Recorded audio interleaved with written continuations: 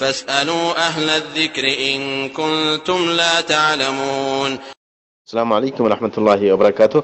আমাদের একবার বলেছেন যে তিনি শুনেছেন যে কেউ কেউ বলতে চাচ্ছেন যে রাসূল আকরাম সাল্লাল্লাহু আলাইহি ওয়াসাল্লামের মেরাজ সশরীরে হয়নি। যারা সশরীরে মেরাজকে অস্বীকার করেছেন তারা ঠিক করেনি। কারণ কোরআন মাজিদের মধ্যে আল্লাহ বলেছেন সুবহানাল্লাযী আসরা বিআবদিহি লাইলাম মিনাল মাসজিদিল হারাম ইলাল মাসজিদিল আকসা আল্লাযী বারাকনা হাওলা, যে আল্লাহ জাল্লাহু রাসূলের ইসরা এবং মেরাজের কথা এখানে উল্লেখ করেছেন।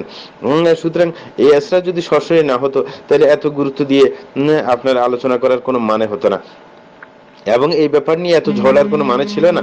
রাসূল আকরাম সাল্লাল্লাহু আলাইহি ওয়াসাল্লামের মেরাজের ঘটনার পর কাফেররা সেটা অস্বীকার করার মানে ছিল না, কারণ স্বপ্নে অনেক কিছু দেখতে পারেন, সেটাকে অবিশ্বাস করার কোনো মানে হয় না, এটা সম্ভব। কিন্তু রাসূল আকরাম সাল্লাল্লাহু আলাইহি ওয়াসাল্লাম অবশ্যই দাবি করেছেন যে সশরীরে হয়েছে, সেটা নিয়ে কাফেররা অস্বীকার করতে চেয়েছিল এবং তারা মানে নিতে পারে নাই, এটা হচ্ছে আসল কথা। কিন্তু এখানে একটা কথা থেকে যায় যে রাসূল আকরাম সাল্লাল্লাহু আলাইহি ওয়াসাল্লামের সশরীরে মেরাজ একবার হয়েছে, কিন্তু অন্য সময় কি রাসূল আকরাম সাল্লাল্লাহু আলাইহি ওয়াসাল্লামের এরকম ভাবে আল্লাহর সাথে সাক্ষাৎ বা জান্নাত জাহান্নাম দেখা এই ব্যাপার কি হয়েছে কিনা, সেটা হচ্ছে আসল কথা। সেটাও হাদিস দ্বারা প্রমাণিত যে মেরাজ ছাড়াও অন্য সময় তাকে জান্নাত জাহান্নাম দেখানো হয়েছে। সুতরাং সেটা অন্য ঘটনা। যে আপনার মেরাজ সশরীরে যেরকম হয়েছে এরকম ভাবে আরো এছাড়াও আপনার স্বপ্নে মেরাজ হয়েছে, এরকম কেউ কেউ দাবি করে থাকেন। যাই হোক, এটা নিয়ে তো আমাদের পেরেশানি করার কোনো মানে হয় না।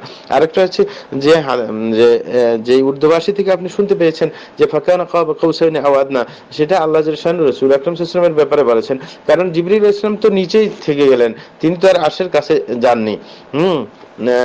তো আপনার সেখানে আল্লাহ রসুলকে কাছে নিয়ে যাওয়া হয়েছে এবং সেখানে আল্লাহর কাছে আল্লাহ সরাসরি এই ওহী পাঠিয়েছেন, রাসূল আকরাম সাল্লাল্লাহু আলাইহি ওয়াসাল্লামের উপর নামাজের ওহী করেছেন। সুতরাং এটা স্পেশাল একটা ব্যবস্থা, যে এই কারণে বলা হয় যে যত আমল আছে, যত বিধান আছে, সবগুলো জিবরিলের মাধ্যমে কি আপনার নাজিল করা হয় রাসূল আকরাম সাল্লাল্লাহু আলাইহি ওয়াসাল্লামের উপর। কিন্তু একমাত্র একটা বিধান যেটা রাসূল আকরাম সাল্লাল্লাহু আলাইহি ওয়াসাল্লামের উপর সরাসরি নাজিল করা হয় এবং আকাশে নিয়ে গিয়ে, আকাশের ঊর্ধ্বে সপ্তম আকাশের উপরে নিয়ে গিয়ে আল্লাহ জাল্লাহর কাছে নিয়ে গিয়ে তখন রাসূল আকরাম সাল্লাল্লাহু আলাইহি ওয়াসাল্লামকে সেটা আপনার হাদিয়া হিসেবে দেওয়া হয়, তার উম্মতের জন্য যে একটা বিধান চালু করে দেওয়া হয়। সুতরাং এই নামাজের গুরুত্ব অনেক বেশি। সুতরাং আমরা বলবো যে রাসূল আকরাম সাল্লাল্লাহু আলাইহি ওয়াসাল্লাম আল্লাহর অনেক নিকটবর্তী হয়ে গেছেন, কিন্তু আল্লাহকে দেখেননি, বরং আল্লাহর নূরকে দেখেছেন, যেটা হাদিস দ্বারা প্রমাণিত, এবং তিনি কাছে গেছেন এবং সেখানে তার নিকট ওহী করা হয়েছে, তিনি জিবরিল নন।